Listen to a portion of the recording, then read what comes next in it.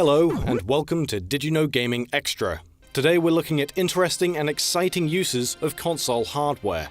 Pushing a console to its limits is something many game developers strive to do. With the Game Boy Advance being a primarily 2D gaming handheld, the desire to push the device and create 3D games was an understandable one. Raylight Games, an Italian studio, was one of the more prominent 3D developers for the GBA, and created their own 3D engine for the handheld with impressive results. They created two demos showing the rendering capabilities of their Blue Roses engine, one by recreating a similar area to the hangar from Metal Gear Solid, and another of a playable demo for Resident Evil 2. This Resident Evil demo put players in control of Leon during the opening moments of the full original PlayStation release. The demo also includes a small, non-playable snippet showing a shot from Street Fighter X after completion. While none of the games were finished or officially endorsed by their original rights holders, these demos were created to show off the light footprint and power of Raylight's Blue Roses engine. Raylight tried to pitch the game to Capcom officially, but it was turned down, in part because the Game Boy Advance was ending its relevancy, but also because Capcom saw issue with a mature game for the system. Normally, a game is built with a console's limitations in mind, and is optimized and designed to work within the console's hardware capabilities. In some instances, however, developers get a chance to push beyond these limitations. Ready at Dawn, the developers of God of War Chains of Olympus on the Sony PSP, repeatedly requested Sony adjust the clock speed of the PSP's processor.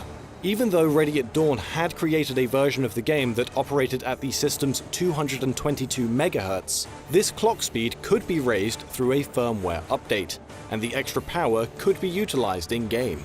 Sony released a firmware upgrade which increased the 222 clock speed to 333 MHz, allowing for more realistic blood, lighting, and shadows, as well as an improvement to enemy intelligence. While the update to the console improved the hardware capabilities, it did introduce a noticeable decrease in battery life. Utilizing console hardware to do something other than playing games is also a pretty common occurrence, and even happens outside of game development. The Brook House Immigration Removal Centre in West Sussex in the United Kingdom is a holding location for those awaiting deportation to their home countries, usually after breaking British law. The facility allows inmates to have a PlayStation 1, as the hardware is not capable of connecting to the internet. One man was caught with several parts of a PlayStation, which the staff ultimately confiscated. He had been using the internal motor of the PlayStation console, along with some of its casing, to create his own crude tattoo inking gun, a machine he had been using with other inmates. While it does seem a little outlandish, the act is apparently not uncommon, as a number of Nintendo 64 Rumble Pack motors have also been used for this exact same purpose. Another case of hardware repurposing takes the form of a breathalyzer built into an NES cartridge. Created by Batsley Adams and friends over a few hours, the group used an alcohol sensor, some magic with an NES communications device, and homebrew software to create a full game to go with it. Drunken NES is a simple game that requires the player to blow into the NES cartridge, or breathalyzer, where it will then measure you on 6 levels of sloshed. This is either sober, getting started, buzzed, tipsy, drunk, or wasted. Depending on where they land, the player will also get a short animation appropriate to their rank and a score. Adams said, "The thing is actually pretty accurate provided you didn't have a drink in the past 3 minutes. We all did a lot of drinking for science. It was fun having Excel open, collecting data." As we all know, what goes in must come out the other end. This next story focuses on J.J. Hendrix's design for a functional urinal made out of approximately 40 Super Nintendo game cartridges. Having placed the original up on Craigslist for the price of $499, Hendrix has since published instructions on how to construct one of these for yourself. However, it will set you back $200 to $250, not including the video games, as well as 8 hours of your life. It's important to add here that upon painfully close inspection, the cartridges used were either already broken, LJN games, or Madden, hopefully. And now it's time for this episode's random piece of trivia. We're looking back to the movie tie-in game Attack of the Killer Tomatoes, released in 1991 on the NES. After the player loses their final life before the game over screen loads in, pressing down, left, A and B will cause a message to pop up that reads, "Rob loves Sandy." It's assumed this message was included by Rob Harris, a programmer who worked on the game. Today we're going to be talking about U-turns in video games and the gaming industry. Video games inevitably change as they're produced, and no concept for a game is ever identical to the final product. Although most of these changes are gradual and fairly standard, some alterations can be described as nothing short of a U-turn. One of these U-turns happened within Nintendo during the early 90s, as it wasn't Mario who was planned to be the face of the Super Nintendo, but F-Zero's Captain Falcon. Captain Falcon was designed as the mascot for the Japanese Super Nintendo, the Super Famicom, and was specifically made to match the Super Famicom's design. F-Zero graphic designer Takeya Imamura has even stated that he incorporated red, blue, and yellow into the Captain's design to match the Super Famicom system. What's also interesting about the Captain's early design is that he was planned to smoke cigars, and the Falcon part of his name didn't come until much later. It seems Nintendo came to their senses before the Super Nintendo's launch and decided not to have a cigar-smoking speed junkie as the face of their new product. With Nintendo having such a prominent role in the gaming industry, it only makes sense that a couple of the U-turns on our list would link back to them. Another Nintendo-related U-turn has to do with the GameCube and, bizarrely, the Battlefield franchise. Battlefield developer DICE originally contacted Nintendo to talk about having Battlefield 1942 as a GameCube exclusive title. However, DICE ultimately decided against this after hearing about Nintendo's weak online strategy. This information comes from former Nintendo of America employee Jeff Calles, while he was on Nintendo World Report's live podcast for Child's Play. Talking about the GameCube's lack of third-party support, Jeff recalled, "We got a pitch from a developer, a Swedish developer that had this new, kinda squad-based army battle game. This little company called DICE. They came to Nintendo and they showed us Battlefield, and we loved it. We were blown away. We were like, this is gonna be huge. We could not do anything with it at Nintendo because there was no online strategy. Anytime anyone tried to talk about online, it wasn't happening." A relic of this proposed collaboration can even be seen in a Nintendo conference at Leipzig's 2003 Games Convention. At the conference, a short clip of Battlefield 1942 was shown in Nintendo's upcoming game's sizzle reel. The Battlefield developers also pursued an Xbox version of the game, but turned away from the console scene altogether and settled on just a PC and Mac version. This could have been a big win for Nintendo in the long run, seeing as Battlefield is now one of the biggest shooter franchises in the world, with 11 core titles at the time of this video's release. The next game we're talking about did end up being a platform exclusive, and is now a franchise heavily associated with the PlayStation brand. The original concept for Sucker Punch Productions' Infamous was completely different to the final game, and the title would have been unrecognizable had one of these U-turns not occurred. Infamous is known not only for its fast, action-packed parkour gameplay, but also its karma system. However, had production continued as it had started, Infamous wouldn't have had this karma system, and would have ended up more closely resembling a superhero version of Animal Crossing. Co-founder of Sucker Punch, Chris Zimmerman, revealed this in a Sucker Punch 20th anniversary blog post on PlayStation.com. Zimmerman said, "You roamed your city, tracked down criminals, helped out the citizens, and did some light zoning work along the way. The best superheroes have alter egos, right? So your alter ego was a property developer, deciding where to put the pet shops and tiki bars the citizens were demanding. Sounds awesome, right? Well, it wasn't. After 6 months of experimentation, we gave up on property development and focused on superhero action." And now it's time for this episode's random piece of trivia. Today we'll be talking about everyone's favorite Nintendo 64 party game, Mario Party 2. The game has a few differences across regions, with one of the most subtle relating to Professor Fungi. In the Japanese release, the professor can be seen smoking a pipe throughout the game. This pipe was removed in Western versions of the game, presumably because it could have been seen as encouraging younger players to smoke.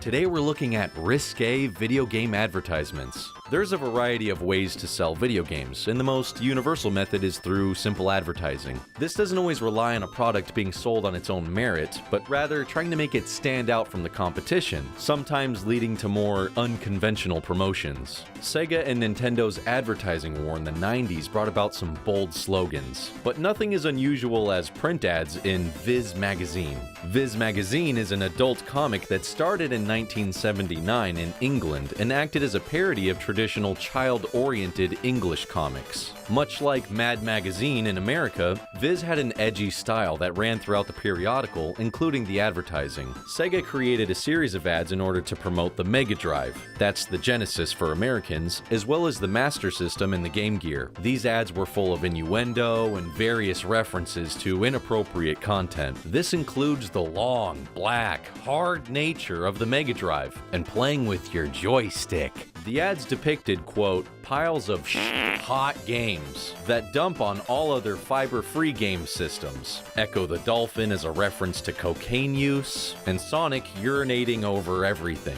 They even ran a competition for readers to come up with their own crude ad based on any Sega character to run in the next issue, with the chance of winning a Mega Drive. But this was nothing compared to Sega's inclusion of showing gentlemen's genitalia hanging out of some Speedos. Simon Morris, part of Sega's European marketing team, along with Nick Alexander and Phil Lay, recalled to Eurogamer, "In Japan, Sega as a company measured itself against Nintendo, and they used to think that if Nintendo did it, we should do it too. We had outrageous print ads in Viz, at the time when our biggest rival was focusing on families as its target audience." Nick, to his credit, protected us from Sega of Japan superbly, until one day someone happened to see one of the Viz adverts on a flight back to Tokyo and went absolutely tonto. This wasn't Sega's only attempt at risque advertising in print. In 1996, just 2 years before the discontinuation of the Sega Saturn in America and Europe, Sega published a lewd 2-page spread for the console in GamePro magazine.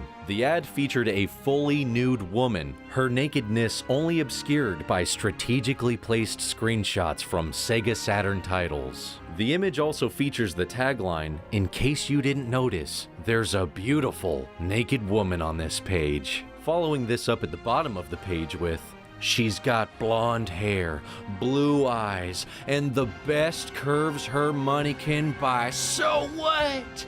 There's no time for distractions when you're deep into Sega Saturn." Before even going on to boast about the superior processing power of the Saturn over Sony's PlayStation, though the advert could be called successful, with even Electronic Gaming Monthly selecting it as the best print advertising campaign in their 1997 Buyer's Guide, the publisher received numerous complaints about the poster, and it has since become an infamous piece of gaming advertising. Nintendo also took a walk on the wild side with some of their advertisements. Similarly to Sega before them, Nintendo also looked to adult-oriented magazines in the UK in 1997. They went to magazines such as Viz, FHM, and Loaded to promote their new Game Boy Pocket. Nintendo's ad featured a scantily clad woman tied to a bed with the tagline, "Seriously distracting." However, the plug wasn't well received by certain readers. Some claimed that the woman had a terrified look on her face, implying that whatever was happening was not necessarily consensual.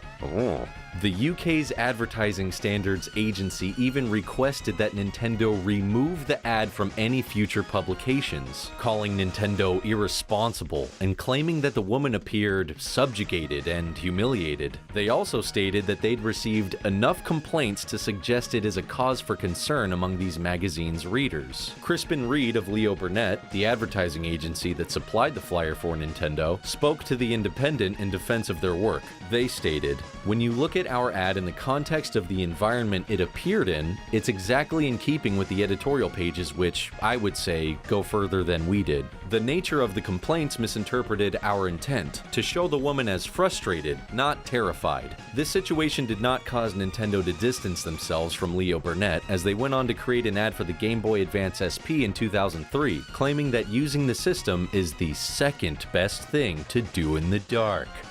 And now it's time for this episode's random piece of trivia. Today we'll be talking about Echo's survival horror action RPG, How to Survive. One of the skills the player can unlock is called Daryl Style, allowing them to produce crossbows. This is a reference to Daryl Dixon from the popular AMC comic book adaptation, The Walking Dead, in which Daryl's weapon of choice in the show is a crossbow. In today's episode, we're going to be looking at secrets which were clearly inappropriate for the target demographic of a game. Just as a warning, some information in this episode may, unsurprisingly, be inappropriate. When a development studio hires its staff to help create a game, they may not be fully aware of the humor of the individuals they hire. Game development is a fun experience for many devs, and so they use their time making games to have a little bit of fun. After THQ Nordic announced that they would be partnering with Nickelodeon to remaster several past licensed titles, it didn't take long for some bizarre information to surface. Programmer Chris Glass tweeted, "Want another fun fact about my time at THQ? I'm not sure which SpongeBob game it is, but it's one of the PS2 ones that we made. The texture for the palm tree fronds? It's actual feces." When asked if this was for a joke or convenience, Chris revealed that the artist who made the texture claimed it was the exact texture he needed, which in itself was humorous. Chris revealed to us that the game in question was Heavy Iron Studios' SpongeBob Squarepants Battle for Bikini Bottom. The development house worked on the PlayStation 2, Xbox, and GameCube releases of the title, while different games were made by other companies for other consoles under the same name. By extracting all textures from the game, we uncovered what we believed to be the texture in question. After asking Chris for his input, he stated, "Oh boy, that's definitely it, because, above all else, that's a photo rather than being hand-drawn work." Of course, other kid-friendly games have questionable content. The famous names attached to Discworld might be known for their adult humor, but the games were certainly not just intended for an adult audience, including bright cartoon imagery and slapstick comedy. Based on the titular Terry Pratchett novels, the games featured the voice of Monty Python's Eric Idle in the role of the lead character, Rincewind. Only present in the game's PlayStation release if the player uses the action button on the left eye relative to the screen of this character, then his right, and the same for this character in the back, and lastly uses the look action on the Amazon's left nipple, Rincewind will state the following. "I want to be the first person in a game to say fuck." Paul Carpenter, one of the conversion programmers to port the game to the PlayStation, claims to be responsible for the Easter egg. He claims that the line of dialogue comes from a recording session which was trimmed. After the line, Eric Idle apparently said, "What? Arnold Schwarzenegger already said it? Well, f*** off Arnold. Fuck Arnold. Fuck you. Fuck. He also mentioned that the two characters who had to be clicked were Angela Sutherland and Greg Barnett, two of the managing directors of Perfect Entertainment. This was also referenced in the game's sequel with its own Easter egg. Using the Suffragester on Rincewind 12 times, then entering the Stone Circle, will cause Rincewind to travel back to the start of the first Discworld game and speak to his past self. "I want to be the first person in a game to say Been there, done that. Let's leave well enough alone." "What do you mean I've already said it?" "All right then, I want to be the first person in a sequel to say These Easter eggs actually have quite some history. In 2005, an internet user known as Akrill found the lines in the English subtitle data of both games. Looking for answers, he posted about them on a forum dedicated to the Discworld games, receiving a response from Dave Johnston, the game's lead programmer. Johnston said, "To date, no one, that I know of, has ever found either of the Eric Idle says cheats that I put into Discworld 1 and 2. Someone's PC crashed while running Discworld 1 and it started playing all the sound bites end to end. They listened to the lot and were amazed when Eric Idle spoke the infamous phrase. Result, one unhappy publisher, one embarrassed lead programmer." Johnston also provided information on how to reveal these pieces of dialogue, though he was incorrect with his information. It would be several more years until the Easter eggs were finally uncovered, almost 2 decades after the first game was published. The lines may be in reference to the live televised funeral service of Monty Python member Graham Chapman, in which fellow Python John Cleese stated, "It's all right, Cleese," he was saying. "You're very proud of being the very first person ever to say shit on British television. I want you to become the first person ever at a British memorial service to say fuck." Though hidden dialogue in some games can be found while playing the title, one Japanese-exclusive Famicom game included a hidden message from a designer which can only be seen in the unused graphical data. Ganso Sayuki, Super Monkey Daiboken, is mostly known for being a very poor game based on the Chinese legend of the monkey hero, Journey to the West. The game's designer, however, was possibly more interested in telling his own story. Looking in the game's data, the following can be found. Translated, it reads, Designer, Kaoru Nakajima, 26 years old, born 1960 in Toyokawa City, Aichi Prefecture. I wanna lick some pussy, I want a perverted miss, I like vagina and the clitoris. And now it's time for this episode's random piece of trivia. Today we've picked out a piece from Tekken 6. The game featured a number of alternate costumes for characters, with one being a pre-order bonus outfit given away exclusively at GameStop. The Yoshimitsu outfit has the character in a yellow keikogi, or gi, donning a giant Pac-Man on the back, replacing his swords with cardboard tubes. This outfit is based on the alter ego of Jonathan Gabriel from the webcomic series Penny Arcade, the Cardboard Tube Samurai. Today we're taking a look at some video game artwork which may or may not have been taken from somewhere else. We're phrasing this opening this way because we don't want to outright claim anybody has fully stolen artwork, since inspiration and ideas are spawned from our minds, and those ideas may have initially originated from somewhere else, whether it was a conscious effort or not. With that said, we're going over some examples of game covers and in-game graphics, new and old, that have people raising an eyebrow or two over whether they're truly original. We'll start with some early examples, such as with IK Plus or International Karate Plus, a game that saw widespread success in Europe. The game's cover art depicts karate fighters in the midst of a brawl, with a mysterious face in the dark void behind them. This face is clearly based on a real person, world-famous action star, musician, cop, and all-round weirdo Steven Seagal. I'm just a cook. Taken directly from the movie poster for 1988's Above the Law. Film posters are probably the most likely source for lifted artwork or inspiration used for video game covers. Just take a look at 2003's True Crime Streets of LA, with the cover showing lead detective Nick Kang looking menacing with a gun in your face. Not exactly an original pose in the first place, but even less so when placed next to the cover for 1998's The Replacement Killers. Many film stars are used for their likeness in games, even when their likeness isn't taken directly from a movie. Instead, this next instance comes from Japan. Arnold Schwarzenegger made an appearance in a commercial for Arenamin V, an energy drink that is said to keep Japan's legions of office workers on the go. Arnold's intimidating smile seems almost sinister in the ad, so it would make sense that the likeness here would be used on the front cover of Bare Knuckle 2, also known as Streets of Rage 2 outside of Japan. Here he appears as, presumably, Mr. X, the game's main antagonist. From games that took art from film to films that took art from games.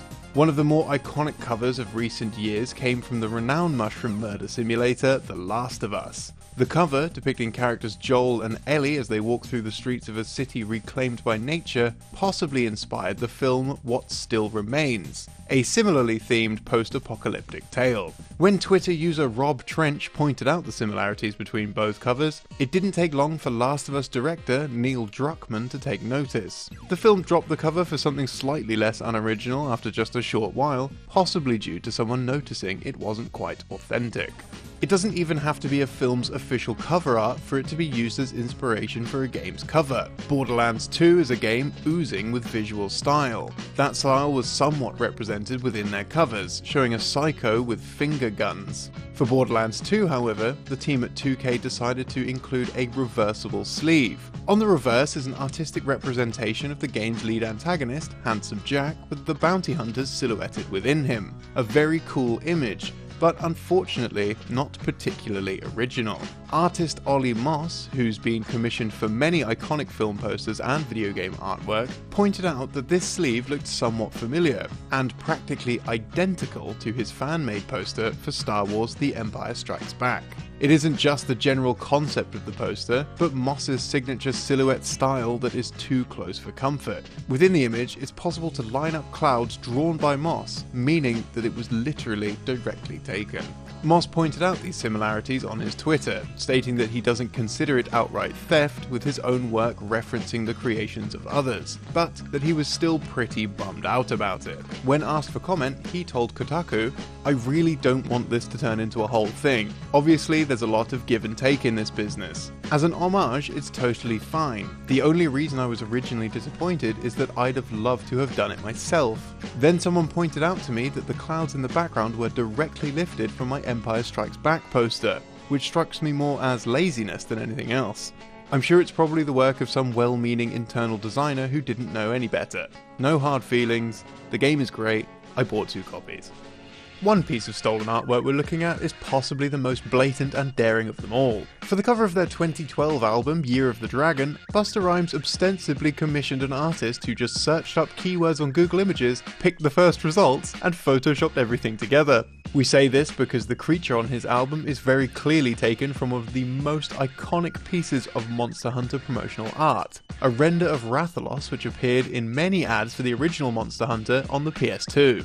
Not only this, but the foot soldiers that Rathalos is roasting are ripped straight from a poster for 2011's Conan the Barbarian starring Jason Momoa. Maybe Busta Rhymes should just rebrand as Busta Rips. It's also been pointed out that Rathalos is a wyvern and not a dragon, making this case of plagiarism even more laughable.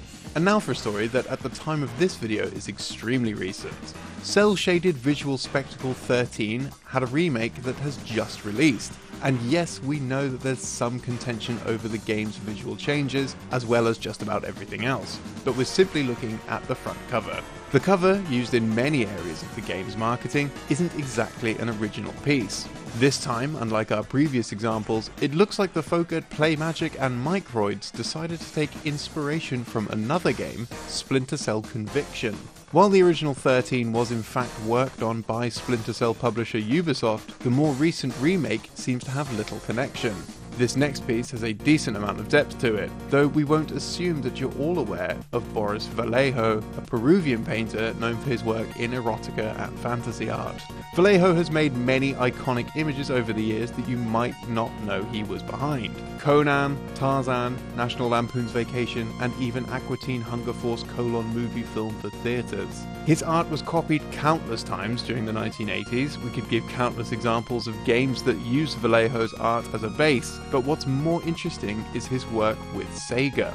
Sega contracted Boris to make art for a few Genesis game covers, with notable examples being Echo the Dolphin, Phantasy Star 4, and Golden Axe 2. He was even paid to make the Golden Axe 3 cover, though it wound up being unused as the game was only available in the US through the Sega Channel, an online game service for the Genesis. What's interesting is that the artwork by Vallejo wasn't used in the physical release in Japan. A slightly different image was used instead, clearly based on Vallejo's art. The artist stated he made his image first, meaning that Sega of Japan had access to the art of a renowned artist, but chose to have a different artist recreate it with a more cartoonish style.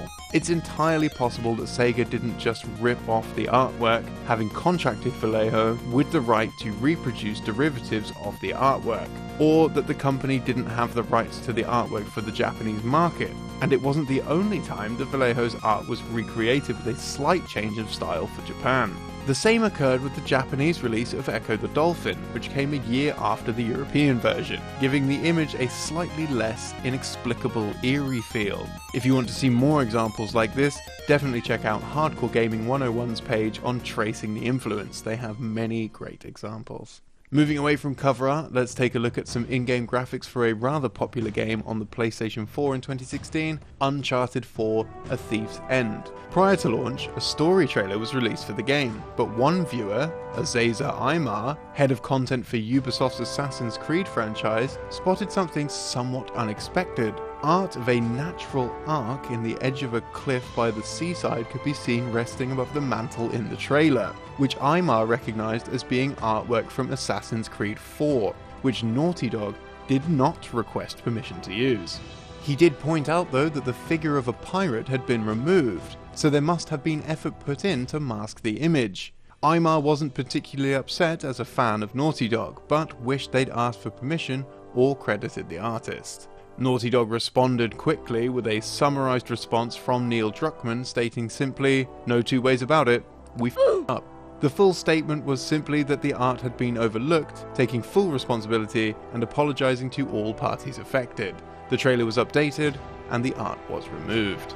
This next piece of trivia is not quite what we expected last year, but it certainly brought back plenty of memories from our youth. Visual novel Monster Prom is a very curious game with the player having to procure a date for an upcoming prom at their monster high school. Artwork, which is sold officially as the poster for the game by the developers, was taken without permission to promote a concert for Papa Roach and Asking Alexandria at the Southside Ballroom in Texas.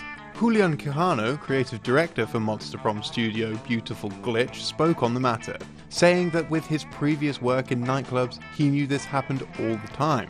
He said, "Their graphic designers have to do some poster design per week for each party, concert, whatever. They just Google some random cool images to alter a bit and add the info. The whole thing just gave us some good laughs, silly puns, and a funny story to tell.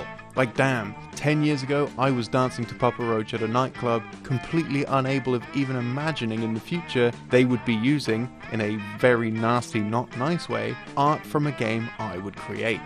Kotaku tried reaching out to Papa Roach, but neither their agent nor manager responded, almost like...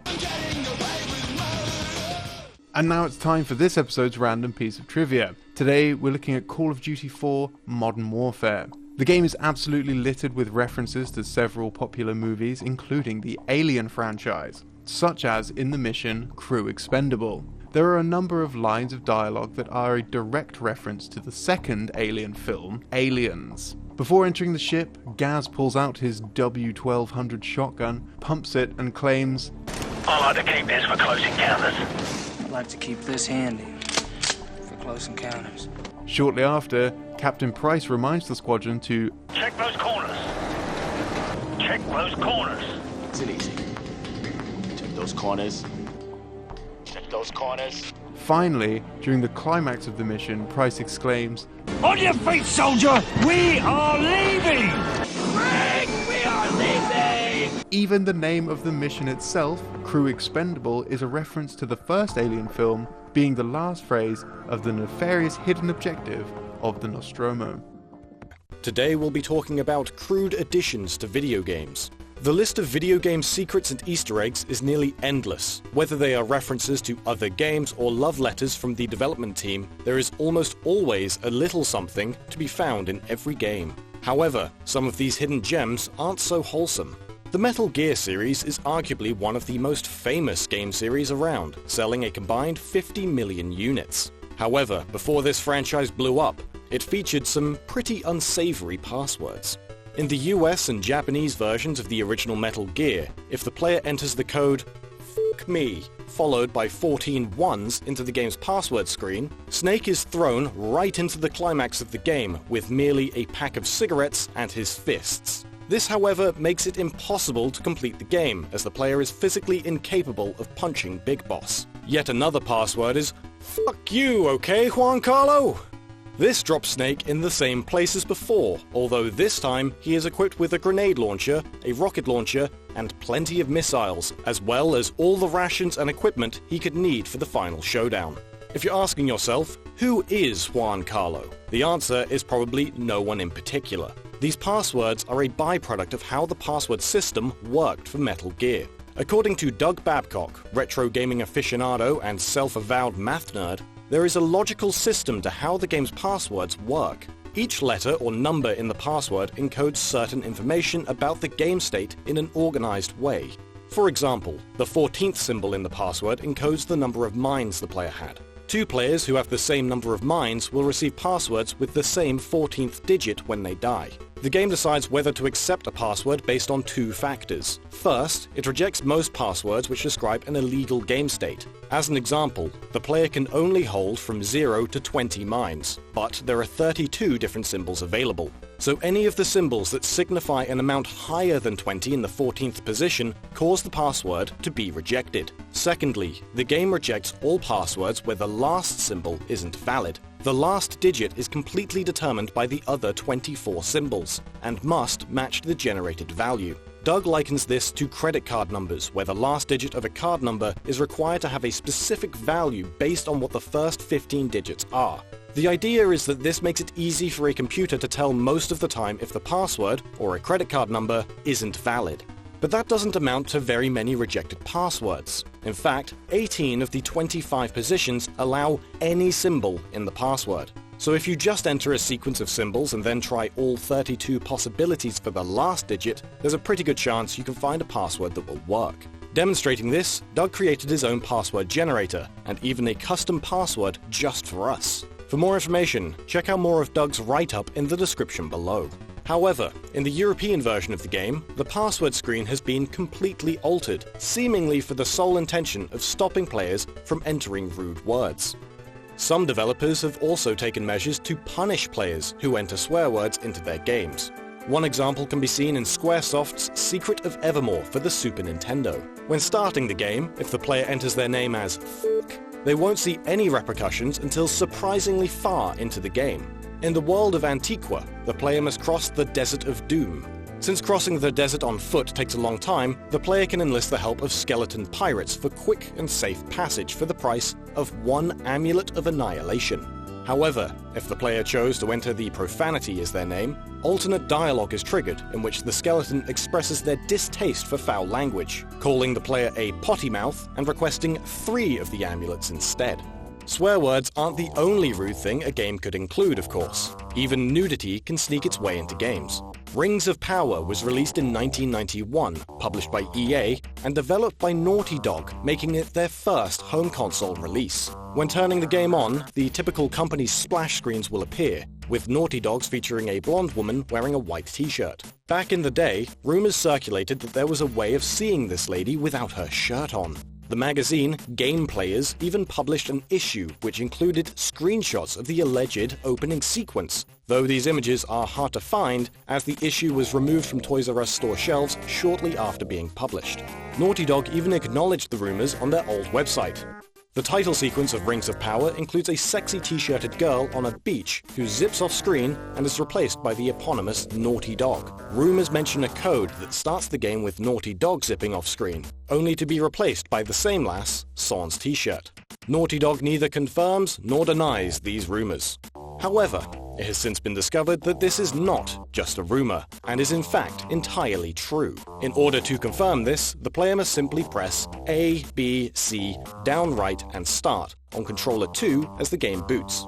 While by today's standards this innocent nudity isn't anything too graphic or extreme, this was one of the earliest forms of nudity to appear in a Western-published console release.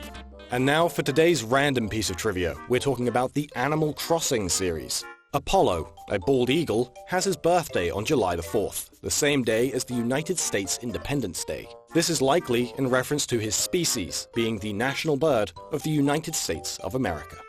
Today we'll be talking about failed marketing stunts. It's not unusual for publishers to try something new and original to promote their latest games. There's several examples of publicity stunts for games that had a negative response from the public, especially if the marketing is designed to be provocative. This happened to be the case with one of EA's attempts at promoting Dante's Inferno, which caused quite a bit of anger. During E3 2009, protesters outside the Los Angeles Convention Center held signs damning EA, and generally kicking up a fuss over Dante's Inferno. As it turns out, these protesters were hired actors by EA themselves. The game itself caused little offense, but EA paid around 20 people to protest the game in order to draw attention, something which in itself caused offense instead. Margaret Cabanis of InsideCatholic.com reported on how games media typically views Christians as priggish, thin-skinned fun killers, a negative stereotype being pushed by EA to sell more copies of their game. She wasn't alone, with many online Christian groups angered by the implications made through the marketing campaign rather than the game itself.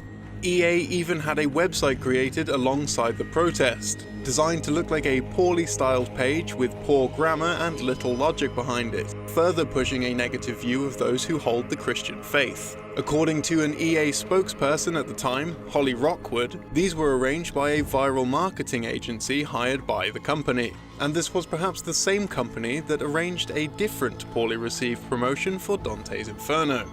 The competition took place during San Diego Comic-Con of 2009 and was titled Sin to Win.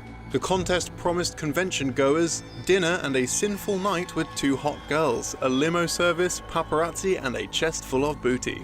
To participate, entrants must, in the company's words, commit acts of lust. These acts of lust, however, were simply having a photo taken with a booth bay, a part of marketing that already had negative connotations associated with it. These photos would then need to be sent to EA, but could be disqualified if they are inappropriate for any reason, including without limitation, for depicting or mentioning sex, violence, drugs, alcohol, and/or inappropriate language. The company later apologized for the contest, saying, "Commit acts of lust is simply a tongue-in-cheek way to say take pictures with costumed reps. Also, a night of lust means only that the winner will receive a chaperoned VIP night on the town with Dante's Inferno reps, all expenses paid as well as other prizes. We apologize for any confusion and offense that resulted from our choice of wording, and want to assure you that we take your concerns and sentiments seriously." Some game promotions end up having a negative response from the general public, or in the case of Splinter Cell Conviction, a negative response from the police. To promote their new Splinter Cell game, Ubisoft hired marketing firm Monaco Corporation in New Zealand, which they would later regret. Reports were made to the police that a man with his hands dressed in bandages was threatening customers at gunpoint at the Degree Bar in Auckland. The patrons weren't aware that the gun was in fact plastic, so many dove for cover in fear as the man waved it around. Senior Sergeant Ben Offner said that the officers at the scene weren't able to determine the gun was fake until they had taken it from the actor involved. Because initially the police had believed the gun was real, the actor was in danger of actually being shot himself. Monaco Corporation claimed that they had hired another outside marketing company to organize the event, being entirely unaware that a fake gun prop would be involved. Dwayne Mutu, Monaco's marketing manager, stated, "This was by no means an attempt to get the cops down there and get this sort of exposure. We do apologize, we shouldn't have had guns down there, it was just marketing gone wrong." THQ also caused concerns with their marketing of Homefront in 2011. To promote the game's Resistance multiplayer pack pre-order bonus, the company staged an anti-North Korea protest that took place over the Golden Gate Bridge. The path of the supposed protest ended at the Game Developers Conference in downtown San Francisco, where they subsequently released 10,000 red balloons with pamphlets attached disclosing information on the pre-order offer.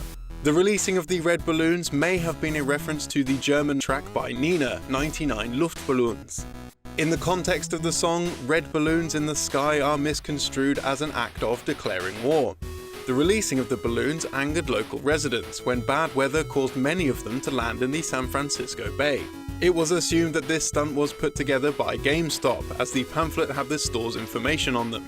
GameStop quickly released a statement saying, "We understand the concerns consumers have regarding the impact balloons can have on the environment. However, the balloon drop stunt in San Francisco was created by THQ, the publisher of Homefront, and GameStop had no prior knowledge of it. THQ has since informed us that they released soy-based biodegradable balloons."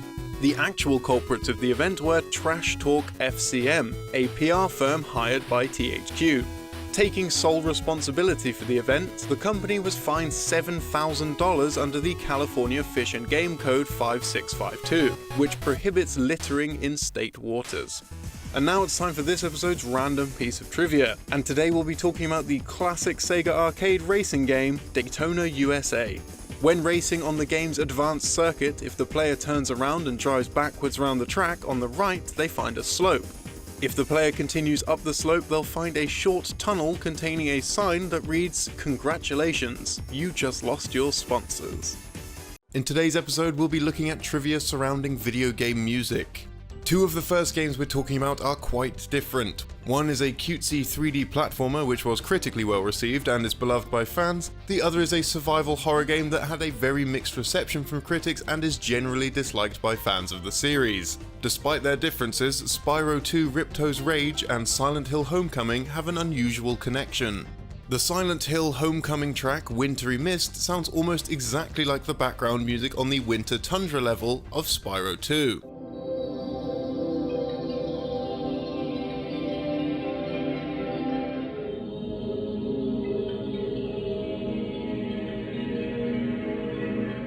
In fact, when the Spyro 2 music is slowed down by about 19%, the waveforms of both tracks become almost identical. Although it may seem like a case of plagiarism, this is more likely a coincidence. While composing Spyro 2's soundtrack, musician Stuart Copeland used samples from a sound library called Distorted Reality 2 by Spectrasonics. It seems that Homecoming's composer, Akira Yamaoka, used the same library samples as Copeland. Both men likely manipulated the Distorted Reality 2 sample Luminize in similar ways, resulting in near identical sounds. Another PlayStation classic that has some interesting audio facts is Tombi, also known as Tombi in PAL regions, and it is the European version that we'll be focusing on here. The European game has a different intro theme to the North American and Japanese versions.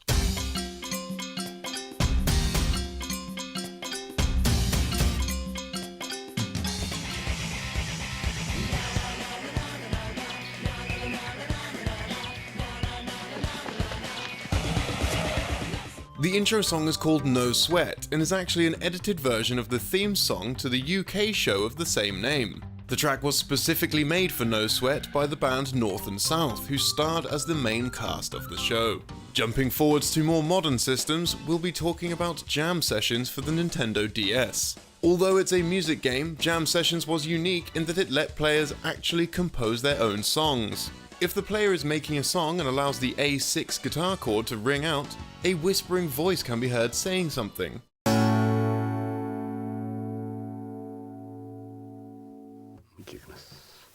Western speakers originally believed this voice was saying "Don't kill us" or "Forgive us." Spooky. Fans of the game questioned the game's developers about this, and the situation was eventually clarified in a video from the game's lead programmer, Seth Delachner. Delachner stated that the whisper was saying, "Forgiveness." This was actually one of the Japanese recording artists requesting that the next track be played, which was accidentally left in the recording. Jumping over again, this time to the Nintendo 3DS, we'll be talking about the Legend of Zelda Triforce Heroes. The game's music is pre-recorded and fairly high quality, making it impractical to share these files over multiplayer download play and fit within download play's memory limitations. To get around this, the game developers created lo-fi 8-bit renditions of each track, which would be much easier to store and quicker to transfer to other players. However, the developers also believed that the players would want to hear these renditions outside download play. To accommodate for this, they created the Timeless Tunic, an outfit that enables the NES-inspired 8-bit music and turns Link into a blocky, retro-styled character. Although most titles only use music specifically made for that game, some license their music from popular artists. The Madden series is one franchise that does this, and the licensed tracks within it are generally censored. Some notable examples are the word gangster being censored in Pitbull's Fuego in Madden NFL 08, and the words God and crime being censored in Kevin Rudolph's song Let It Rock in Madden NFL 11. Despite all this censorship, EA Sports did not censor the word erection in B.O.B's song Created Monster, which was featured in NFL 10. And now it's time for this episode's random piece of trivia. Today we're talking about the much-loved Pokemon Gold and Silver for the Game Boy Color. Originally, the region of Johto was based on the entirety of Japan, rather than just the Kansai region like in the final game. Towns and dungeons in Johto were based on areas within the country, at least in the Space World 1997 demo. In this build of the game, there was a North City based on Hokkaido, a West City based on Osaka, which became Goldenrod City, and Mount Fuji, which likely became Mount Silver. Due to this, Kanto, which was based on the Japanese region of the same name, was compressed into a single map, with Blue as the gym leader. In the final game, Kanto would get its own map with an entire set of gym leaders.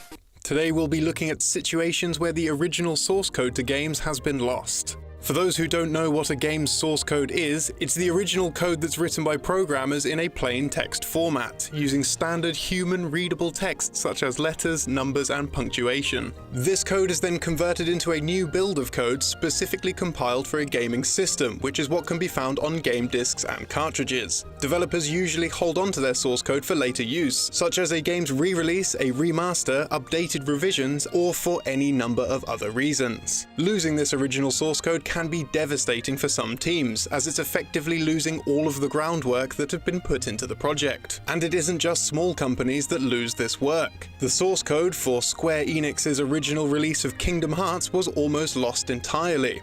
Tetsuya Nomura, the game's director, made a statement about this when discussing the title's remake for Kingdom Hearts HD 1.5 Remix, saying, "Kingdom Hearts was created a long time ago. The original data was missing already. It was lost, so we had to research to dig out the original game and recreate everything for HD. It was not that easy." However, just because the source code has been lost does not mean that the game won't be put back together again. Resourceful and pragmatic developers are able to extract all the assets from a retail version of a game, and even reverse engineer a bulk of the game's code. Though tweaking or replacing a game's engine through a game engine recreation can be very costly and not worth the effort. This was unfortunately the case with Black Isle Studios' Icewind Dale 2, which will not get a remaster because the source code has been lost. After creating an enhanced edition of the original Icewind Dale, Black Isle considered giving their sequel the remake treatment as well. However, after searching their archives and even asking ex-developers in the off chance they had old development copies of the game, they realized that Icewind Dale 2's final source code had been completely lost. The license to the game had bounced around several companies, and it seems that the code was lost during the transfer of data to one of the new rights holders. Black Isle won't be attempting to make a re-release with incomplete code, which is probably a wise decision if the failings of another company are anything to go by. It seems that sometime before the Silent Hill HD collection began development, Konami had misplaced the source code for the original Silent Hill. The HD collection's developer, Hijinks Studios, actually had to use an early and incomplete backup of the game's original source code for the collection. According to the series developer, Tom Hewlett, Hijinks not only had to port the source code and address standard porting issues, but also finish up the game and remove bugs that weren't present in the title's original release. Hewlett told OneUp.com, "A lot of assets, such as textures and sounds, had to be taken out of the compiled game, and that brings with it a host of unique issues, especially taken on top of the tricky coding workarounds at play in the original games. We certainly had our hands full. I think at one point, Heather was blue." Although lost code can be a big blow to a developer or license holder, there is still hope. The company behind the hugely popular strategy series StarCraft, Blizzard Entertainment, lost the source code for the original StarCraft. Blizzard realized the code had been lost before they started development on StarCraft Remastered.